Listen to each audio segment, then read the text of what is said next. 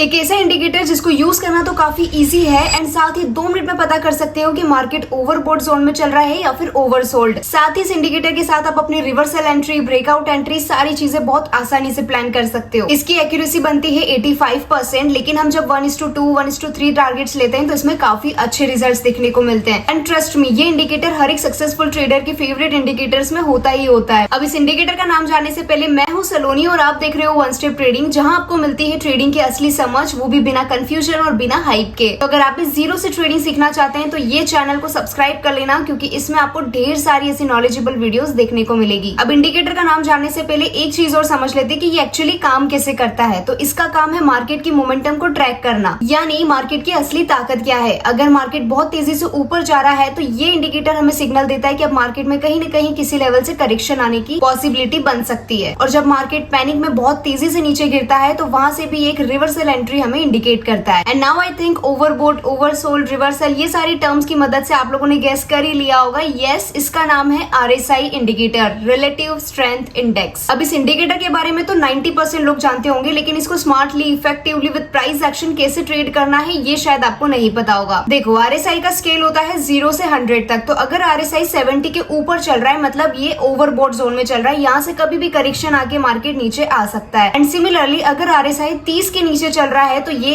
एक oversold zone में चल रहा है। तो मतलब यहाँ से भी मार्केट कहीं ना कहीं किसी लेवल से बाउंस बैक हो सकता है। अब मैं अपना पर्सनली बताऊं तो मैं RSI को 2 तरीके से ट्रेड करती हूँ, एक ब्रेकआउट स्ट्रेटेजी और एक रीटेस्ट स्ट्रेटेजी, जो मैं आपको आगे की वीडियोस में काफी इजी लैंग्वेज में समझाने वाली हूँ। लेकिन इससे पहले अगर अभी तक आप चैनल पे नए हो और सब्सक्राइब नहीं किया है तो प्लीज सब्सक्राइब कर दीजिएगा एंड वीडियो पसंद आई हो तो लाइक भी करिएगा। यहाँ पे सबसे पहले आपको ट्रेडिंग व्यू एप्लीकेशन पे आके इंडिकेटर में सर्च करना है RSI, जो आपको ये रिलेटिव स्ट्रेंथ इंडेक्स दिखा रहा है, इसको सिलेक्ट करके अप्लाई कर लेना है। इसके बाद थोड़ी सी इसकी सेटिंग चेंज करनी है, जिसमें आपको ये RSI दिखा रहा है, इसका आप अपना फेवरेट कलर लगा सकते हो, थोड़ा सा बोल्ड लाइन कर लेना। फिर ये RSI based EMA, RSI middle band, इन दोनों को ऑफ करके RSI अपर बैंड आप 55 लगा दो एंड RSI लोअर बैंड 45 लगा दो। बेसिकली ये सेटिंग हमें ब्रेकआउट स्ट्रेटेजी में काम आएगी। मतलब जब भी इस बैंड को ऊपर या नीचे की साइड ब्रेक करेगा तब आपको अपनी एंट्री प्लान करनी है। अब मैं इसमें थोड़ा सा इसका बैकग्राउंड जो है वो भी थोड़ा डार्क कर लूंगी। अब सबसे पहले हम ब्रेकआउट स्ट्रेटेजी को समझने वाले हैं, तो उसके लिए कुछ रूल्स है। सबसे पहला रूल है कि नो ट्रेड्स आफ्टर 3 PM। ठीक है, 3 बजे के बाद आपको कोई भी ट्रेड नहीं लेना। ऑफ कोर्स मार्केट बंद होने वाला रहता है तो मार्केट में काफी वोलेटिलिटी रहती है।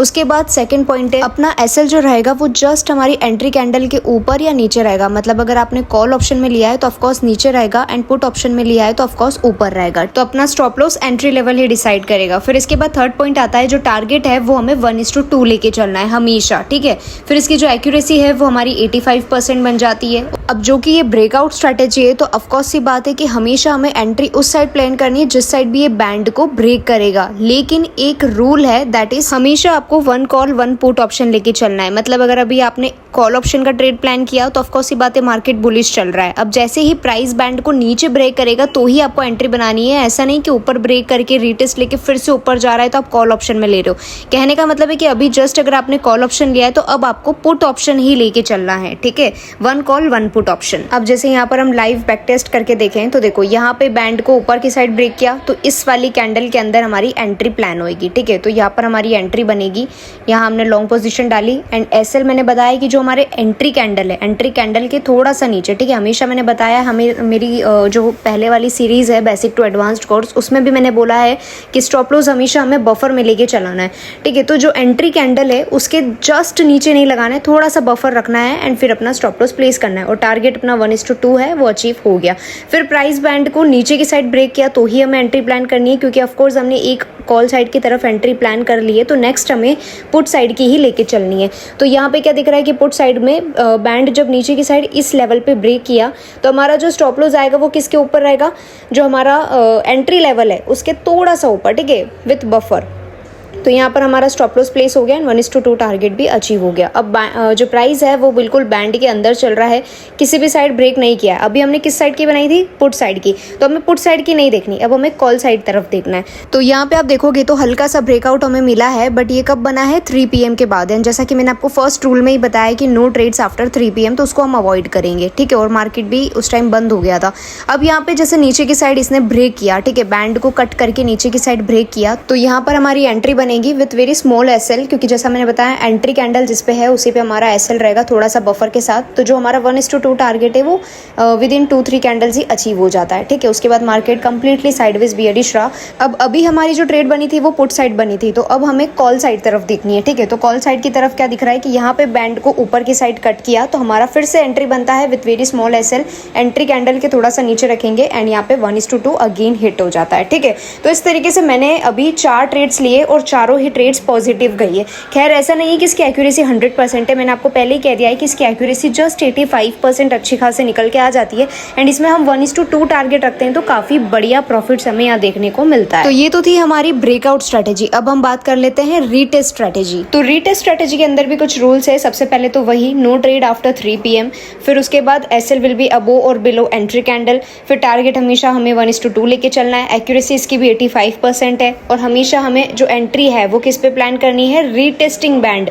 मतलब जब भी बैंड को रीटेस्ट करने आएगा, जैसे कट किया फिर कट करके जैसे ही अंदर घुसेगा, ठीक है। मतलब जैसे अभी तो हम जब कट कर रहा था तब एंट्री बना रहे थे, अब हमें क्या करना है, कट करके जैसे ही अंदर घुसेगा उस टाइम हमें एंट्री प्लान करनी है, ठीक है। तो एंट्री कैसे प्लान करनी है, विद थोड़ा सा कंफर्मेशन लेना है, ठीक है। तो जैसे ही बैंड के अंदर प्राइस घुसेगा फिर आपको एंट्री बनानी है। अब जो कि ये रीटेस्ट स्ट्रेटेजी है तो इसमें भी थोड़ी सी सेटिंग चेंज होगी, ओके। तो इसके अंदर क्या करना है, जो अपर बैंड है उसको 70 कर देना है, लोअर बैंड को 30 कर लेना है। ऐसा करके आपको ओके कर देना है। अब यहाँ पे क्या समझ में आ रहा है कि जैसे ही प्राइस कट करके अंदर जा रही है ना, जैसे यहाँ पे देखो, यहाँ क्या देखने को मिल रहा है, बैंड ने ऊपर की तरफ कट किया, ठीक है। फिर जैसे ही अंदर गया यहाँ पे हमारी एंट्री एक्टिवेट हो जाती है। अब इसमें ना आप अपनी ब्रेकआउट स्ट्रेटेजी मत अप्लाई करने लग जाना, इसका सेटिंग हमने अलग रखा है फॉर रीटेस्ट स्ट्रेटेजी, ठीक है। तो रीटेस्ट और ब्रेकआउट दोनों स्ट्रेटेजीज का अलग अलग सेटिंग है। अब जैसे यहाँ पे ब्रेक किया तो इस वाली कैंडल में हमारी एंट्री बनेगी, स्टॉप लॉस वही हमारा जो एंट्री लेवल है उसके थोड़ा सा ऊपर रखेंगे बफर के साथ एंड 1:2 का टारगेट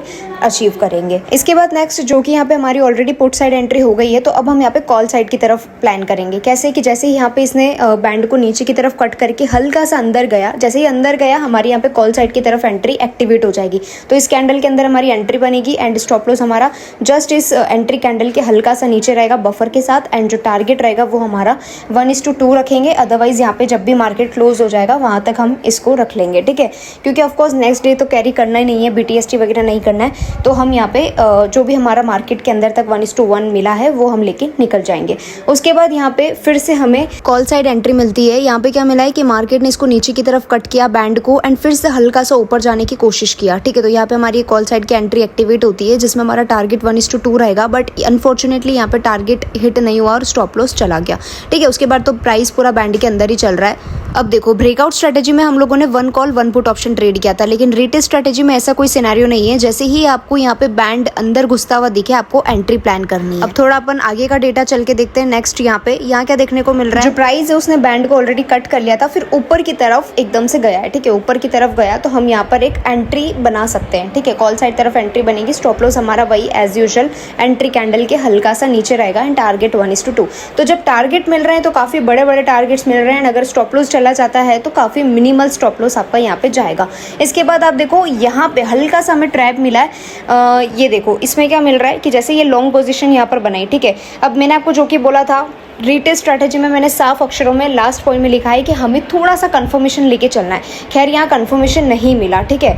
अगर आप ध्यान से ऑब्जर्व करो तो यहाँ पर हमें बिल्कुल कंफर्मेशन नहीं मिला है। जिन्हें नहीं पता है कि कंफर्मेशन क्या होता है, तो देखो कंफर्मेशन में ऐसा होता है कि जो भी हमारी कैंडल बन रही है, ठीक है। अगर हम कॉल साइड ले रहे हैं तो ऑफकोर्स ग्रीन कैंडल देखेंगे, तो ग्रीन कैंडल अगर कोई बनी है और उसके ऊपर नेक्स्ट कोई ग्रीन कैंडल बन जाए, भले नेक्स्ट हो, थर्ड हो, फोर्थ हो, कोई भी हो, बट एटलीस्ट 5-10 मिनट के अंदर अंदर कोई भी नेक्स्ट ग्रीन कैंडल उसके ऊपर हाई को ब्रेक करके क्लोजिंग दे दे तो वो हमारी कंफर्मेशन होगी। And similarly for put side also, ठीक है, वाइस वर्सा।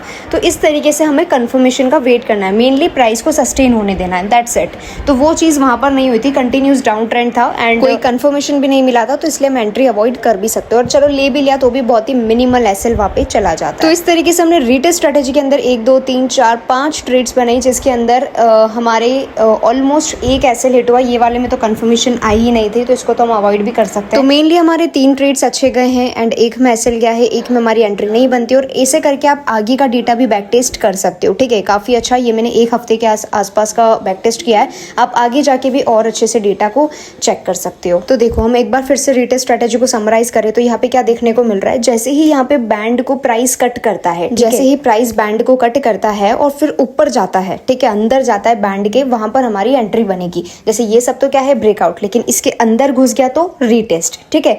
तो अगर कट कर रहा है बाहर तो वो ब्रेकआउट, और उसके अंदर जा रहा है, फिर से बैंड के अंदर जा रहा है तो वो रीटेस्ट स्ट्रैटेजी, ठीक है। घर से बाहर निकलता है तो ब्रेकआउट, और वापस घर के अंदर आता है तो रीटेस्ट स्ट्रैटेजी। काफी सिंपल, क्लियर, कोई डाउट नहीं आएगा। उसके बाद जैसे ही घर के अंदर जा रहा है वहां हमारी एंट्री बनेगी फॉर रीटेस्ट स्ट्रैटेजी। लेकिन जैसे ही घर के बाहर निकल रहा है पर उसकी सेटिंग अलग है, ठीक है, उसके अंदर आपको क्या रखना है, अपर बैंड थोड़ा upper band and lower band में थोड़ा सा चेंज करके चलना है। तो जैसे ही घर के बाहर जाएगा वहां पे हमारी ब्रेकआउट एंट्री बनेगी। तो इस तरीके से आपको रीटेस्ट और ब्रेकआउट दोनों में एंट्री प्लान कर सकते हो, बस थोड़ा सा सेटिंग चेंज करके। फटाफट से हम एक बार सेटिंग को भी समराइज कर लेते हैं। तो रीटेस्ट स्ट्रैटेजी के लिए आपको अपर बैंड लेके चलना है 70, लोअर बैंड लेके चलना है 30, ठीक है। वहीं अगर आप ब्रेकआउट स्ट्रैटेजी ट्रेड कर रहे हैं आरएसआई इंडिकेटर में तो उसके लिए आपको अपर बैंड लेके चलना है 55 एंड लोअर बैंड लेके चलना है 45। तो इस तरीके से आप आरएसआई इंडिकेटर को स्मार्टली एंड इफेक्टिवली मास्टर करके काफी अच्छे रिटर्न्स निकाल सकते हो। तो दोस्तों ये तो था मेरा पर्सनल फेवरेट आरएसआई इंडिकेटर, जिसको अगर एक बार आपने स्मार्टली और इफेक्टिवली मास्टर कर लिया तो आपके पास भी वो पावर आ जाएगी जो बड़े बड़े सक्सेसफुल ट्रेडर्स के पास है। बस all you have to do is back test करो, 15 दिन, 1 महीना, जितना भी आपको बैक टेस्ट करना है, एक दिन लेके बैठो एंड पूरा इस इंडिकेटर को लगा के पूरा बैक टेस्ट करने का ट्राई करो। फिर जो भी रिजल्ट्स आते हैं मुझे कमेंट सेक्शन में आके जरूर बताइएगा।